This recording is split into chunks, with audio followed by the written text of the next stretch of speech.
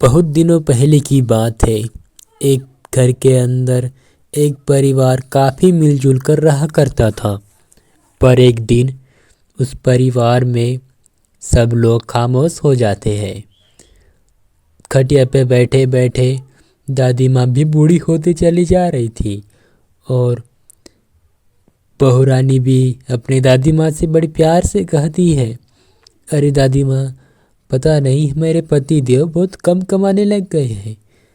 कुछ रास्ता तो बताओ हमें पैसे कमाने के। क्या हुआ दादी माँ? हमारा घर गुजारा तो कुछ भी नहीं चल रहा है। पता नहीं आगे का भविष्य क्या होने वाला है। तभी बड़ा भाई भी कहता है अपनी दादी माँ से, अरे माँ, दादी माँ सही तो बोल रही है बहू रानी। अब तुम ही बताओ आखिरकार क्या होगा। इतना सुनने के बाद बड़ा भाई रुकता ही नहीं, बोलता ही रहता है, बताओ मुझे, मैं दिन भर काम करता हूँ, मात्र तनख्वाह 200 रुपये ही आती है। 200 रुपये में घर गुजारा आप तो नहीं चल रहा है। मुझे ही कुछ नया रास्ता जल्द ही ढूंढना पड़ेगा। दादी माँ, आप तो बस बैठे बैठे ही घर का गुजारा कर लेती है अपनी पेंशन से। मुझे नया रास्ता ज़रूर बताइए कि मुझे आखिरकार आगे क्या करना है। मैं इतना ट्राई कर चुका हूँ, हर जगह जा जाकर नौकरी चाहिए, नौकरी चाहिए। बस इतना कहने के बाद उसका पति वहाँ से चला जाता है। तभी दादी माँ कुछ खुफिया रास्ता का सुरंग बताती है। यहाँ से दूर जाकर एक घने जंगल में बड़े बड़े आदमी तुम्हें दिखाई देंगे। उनसे आगे का रास्ता पूछते चले जाना और तुम्हें बड़ा ही खजाना सामने हाथ लगेगा। उस खजाने को आधा आधा बांट लेना। याद रहे, खजाना आसानी से नहीं दिखाई देगा। किसी की बात पर भरोसा मत करना, अपनी ही बात पर भरोसा रखना। अगर दूसरी की बात पर भरोसा करा तो अपने हाथों में तो कुछ भी नहीं आएगा। तुम बस खाली हाथ ही वापस आ जाओगी, क्योंकि इस खजाने के लिए काफ़ी लोग भूखे पड़े हैं। हर हजारों लोग खजाने की राह देखने के लिए वहाँ से निकल पड़ते हैं और खजाना ढूंढते ही रहते हैं। ठीक है, बस अपनी मन को आँखी पर विश्वास रखना। उस खजाना मिलने के बाद हम परिवार काफ़ी बड़े ही आसानी से रहेंगे। मैं खजाना तक पहुँच तो गई थी, परंतु मेरे मन के अंदर इतना लालच आया तो खजाना अपने आप ही गायब हो गया। याद रहे, ज़्यादा लालच मत करना। अगर जितना सामने मिल रहा है बस उतना ही लेकर घर पर लौट आना। और याद रहे, लौटते वक्त किसी की मदद होगी तो मदद ज़रूर करना। बस इतना बोलने के बाद बहू रानी एक बार घर के बाहर निकलने के बाद अपने छोटे से झोपड़ी को बड़ी प्यार से देखती है। पता नहीं अब झोपड़ी के पास रिटर्न आ पाऊंगी या नहीं आ पाऊंगी। बस इतना ही सोचती रहती है और वहाँ से मुंह फेर कर जाने की सोचती है, परंतु जा नहीं पाती है। तभी भी अपने घर को छोड़कर उसे जाना पड़ता है और वहाँ से धीरे धीरे कदमों से वहाँ से चली जाती है। उसकी दादी माँ की बताए रास्ते पर ही वह पहुँच जाती है और उसे घर पूरा, गाँव पूरा सुनसान ही दिखाई देता है और वह परेशान होकर आवाज़ें देने लग जाती है, परंतु उसकी आवाज़ सुनकर कोई भी गाँव वाले वहाँ पर नहीं आते हैं। तभी भी मन तो हारता ही नहीं और जोर शोरों से आवाज़ देने लग जाती है, अरे गाँव वाले कोई है या नहीं है? इस गाँव को छोड़कर चले तो नहीं गए हैं? मुझे जल्दी बताओ, जल्दी बताओ। बस इतना ही कह कर वह दिन का गुजारा करने लग जाती है और वह बिन हार माने वह आगे जाने का सोचती है। तब तक कि एक बड़ा सा इंसान उसके सामने आने लग जाता है। उसी दादी माँ का उसी मग्गा हाथ में रखा हुआ था उसके, और वह धीरे धीरे कहती है, अरे मुझे आगे का रास्ता बताओ। मैं खजाने के रास्ते पे निकली हूँ, मैं रास्ता तो नहीं भटक गई, मुझे रास्ता बताने का कष्ट करे। बस इतना बोलने के बाद बड़ा इंसान अपनी सुंदर मधुर आवाज़ से उसे कहता है, अरे बहन जी, तुम तो बड़े ही विचित्र दिखाई दे रहे हो। अभी तक यह पहला लेवल तो किसी ने कंप्लीट तक के नहीं करा था। तुम पहले इंसान हो जिससे मैं यह बात कर रहा हूँ खजाने की। यहाँ से दूर जाकर पश्चिम की तरफ मुड़ जाना। मुड़ने के बाद तुम्हें एक और आदमी दिखाई देगा। बस उसको ही बोलना कि तुम ज़रूर पास में आना और मुझे खजाने की रास्ता बताना। पता नहीं, तुम्हें तो पहले से ही नक्शा पता होगा, तभी तो तुम इतनी दूर मेरे पास लौट आई हूँ। यहाँ से दूर जाकर याद रहे, सब लोग घर जाने को कहेंगे परंतु तुम घर नहीं जाना और लौट कर रिटर्न नहीं आना। याद रखना, खजाने को ही प्राप्त करना है और लालच तो मत करना।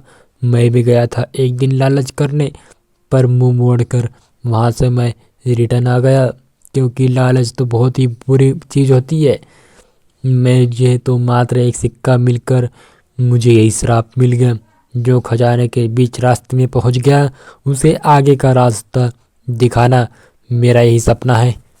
मैंने जितना बताया बस उतना ही तुम्हें याद रखना है, क्योंकि याद रखना बहुत ही अच्छी बात होती है।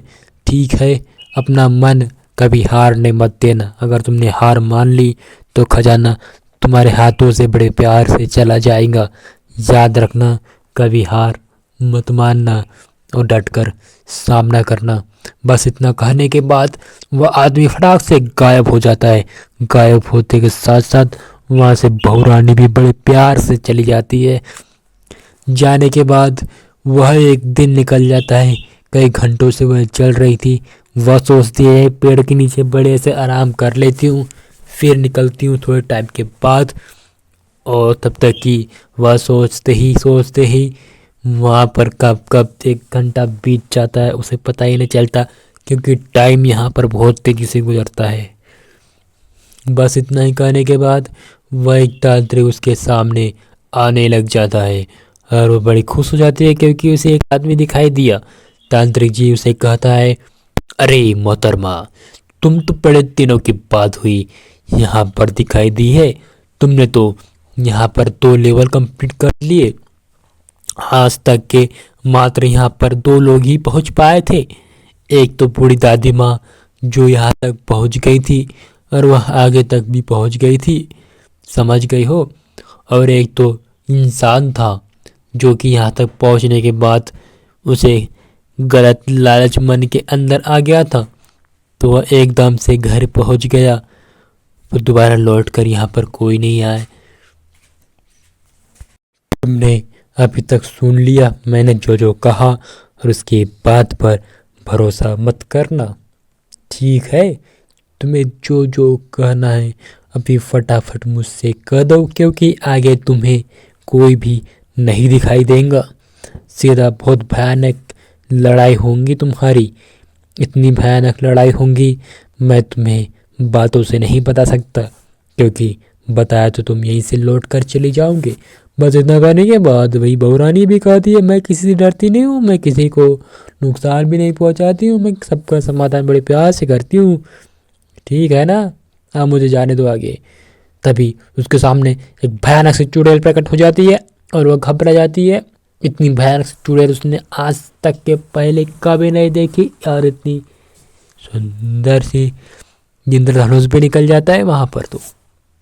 और वहाँ चुड़ैल भी हैरान में पहुँच जाती है, क्योंकि उसने पहले आज तक की पहले इतनी तीसरा लेवल कंप्लीट करते हुए किसी को नहीं देखा। तभी चुड़ैल उससे बड़े प्यार से कहती है, अरे बाप रे बाप, तुम्हें तो सोने का भी लालच नहीं है। तुम्हारा मकसद आखिरकार क्या है? तुम्हें पता है यहाँ पर मात्र एक जन ही पहुँच पाई है, और आज दूसरी बार तुम पहुँच गई हो। एक बूढ़ी दादी माँ यहाँ तक तो पहुँच गई थी, जैसे उसके सामने सोना प्रकट करा था, तभी उसके अंदर इतना लालच आया कि सोना भी देखकर हैरान हो गया, और वहाँ से सोना भी फटाफट गायब हो गया। तुम्हें याद रखना है, कभी मन के अंदर लालच नहीं आने देना है।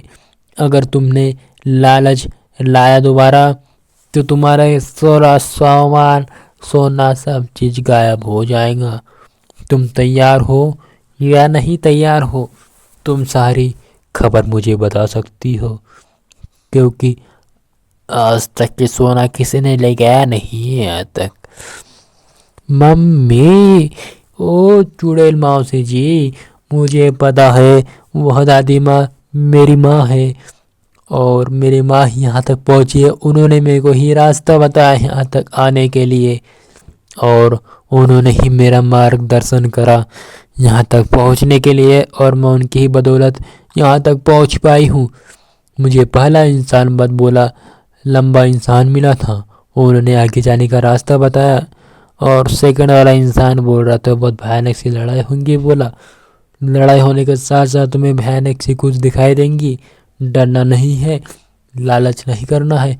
लालच तो पहले से मेरे अंदर नहीं है और मैं लालच तो करते ही नहीं। लालच तो मेरे मन के अंदर है ही नहीं है। हाँ हाँ, मुझे दिखाई दे रहा है तुम्हारे अंदर लालच तो नहीं है, परंतु किसी की तो लालच होता ही है मन के अंदर। ऐसा तो होता ही नहीं किसी के अंदर लालच तो होता ही नहीं। सबके अंदर जब सोना सामने प्रकट होता है तभी तो सबको मन के अंदर लालच आने लग जाती है। जब मैं सोना तुम्हारे सामने प्रकट करूंगी तब तुम देखना, तुमको भी इतना लालच आएगा, तुम सोना तो एक बूंद ले जा ही नहीं सकती हो। याद रखना, मन के अंदर कभी लालच मत आने देना।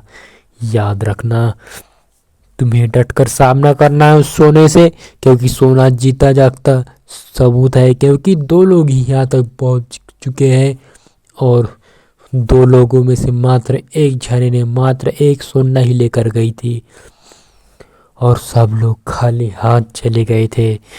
खाली हाथ जाने का मकसद वो नहीं जो तुम सोना ले जाए। मेरे 3 पहेलियों का तुम्हें सही सही जवाब देना पड़ेगा।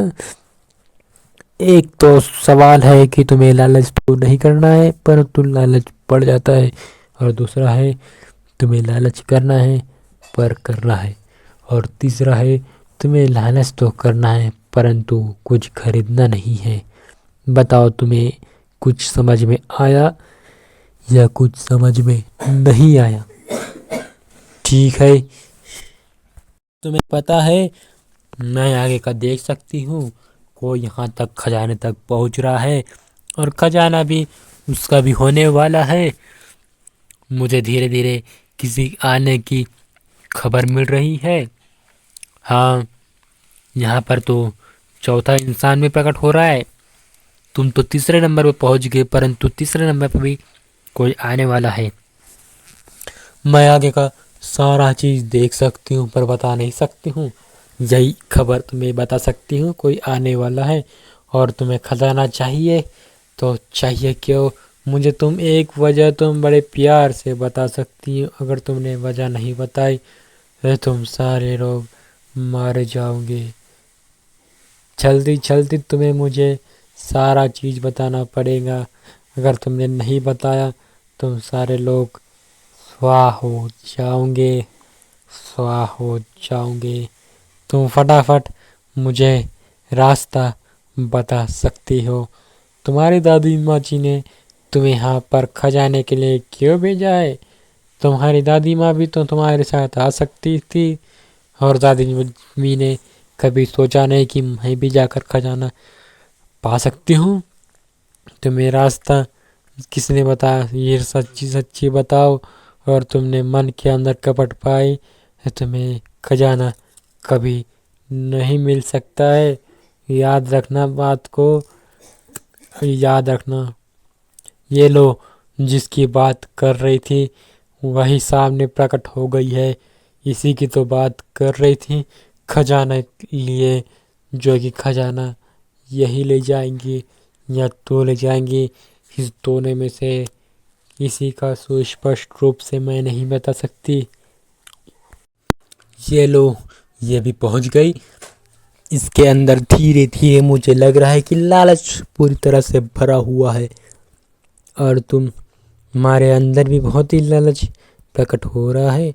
इतना कहने के बाद जो नई नवेली यहाँ पर खजाने के लिए पहुंची है वह कहने लग जाती है, तुम हो खजाने के लिए पीछे, मैं तो खजाने के लिए यहाँ तक पहुंची हूँ। मेरा कोई मकसद है और मुझे तुमसे डर तो कदा भी नहीं लगता है, ठीक है ना?